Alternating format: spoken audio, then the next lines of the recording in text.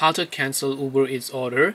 Hey everybody, welcome back to our channel. In today's video I will guide you through the steps on how you can cancel order on Uber Eats, so make sure to watch the video till the very end.